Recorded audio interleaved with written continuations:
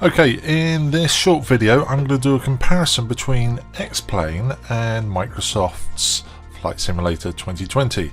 We're going to be flying the same plane. It's a Cessna 172 out of Jersey, EGJJ, and it's a fairly simple computer, nothing clever. Here we are, obviously Microsoft. So the computer's nothing special, it's an i5 32 gig, a 1080 Ti graphics card, and here we are, XPlane coming up in a second, but we'll start off with Microsoft taking off. Like I said, everything is stock, there are no add-ons here, it is stock scenery, stock aircraft, as a fair comparison between the two. Recording's being done by NVIDIA's Shadowplay, and the flight model is very similar on both of them.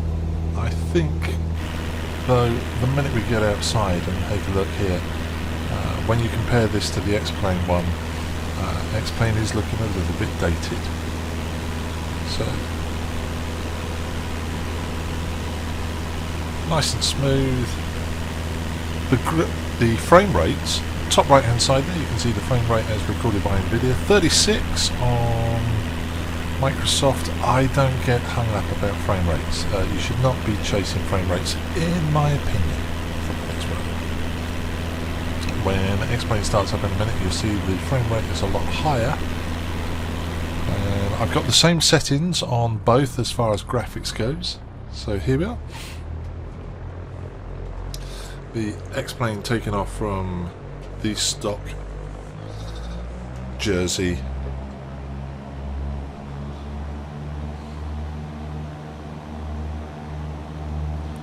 Let it roll. The outside views and cameras, well, XPlane's got far better cameras than Microsoft has at the moment.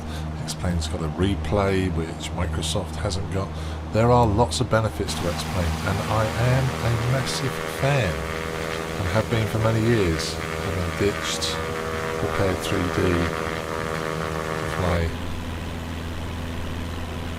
XPlane. Apart from the scenery though, you've got to take a look at the water. At the moment we're flying live weather on both simulators at the moment, and just jumping around backwards and forwards there. And here I'm turning the wave up height manually to try and get it looking a little bit more realistic in XPlane. But the water is just... it's tired looking, the scenery is tired looking. I mean, it looked fantastic 5 years ago. There really is no comparison. Now, what I do like about Microsoft is they have this active pause. So now we're going to switch from live weather, and let's put some broken clouds in and turn the wave height up. Now the wave height is dependent on the speed of the wind at ground level, so there's the ground level speed, currently 8 knots. Let's just whack it up and you'll see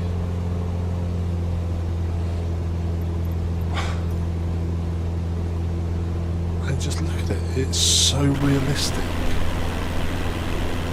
The movement of the water there. And the whole weather engine is... I can't fault it. Yeah, there are some glitches, so perhaps I can fault it. But without any add-ons. So, a more reasonable wind speed there. Take it off of active pause and just fly along the wave tops there. Like I said, not many enthralling camera options. So back to XPlane. And we're going to turn the wave height up here. And broken clouds again.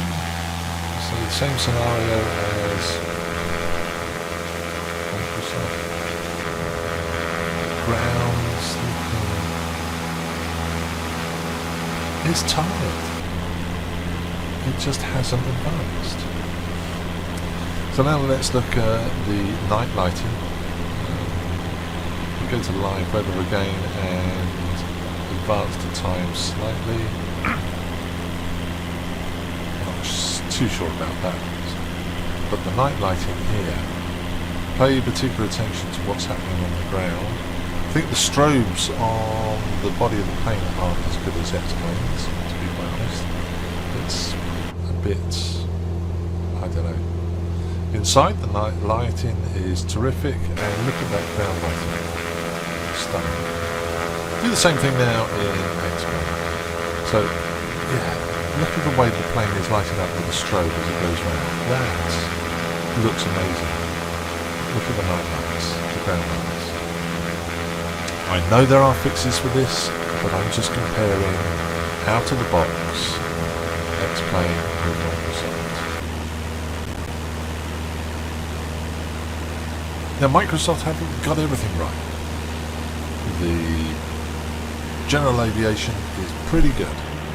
Yes, the planes need some work, and I'm sure that's going to happen. The airliners are atrocious. We just got to wait and see what happens. Fly-by-wires A320, not bad, has a big hit on frame rates. And if you fly in VR a lot, like I do, in fact, I only fly in VR these days, it's not as nice as XPlane in VR. The controllers in XPlane's VR, yeah, knock spots off at Microsoft. So have I ditched XPlane? Not entirely. Just for the heavies though.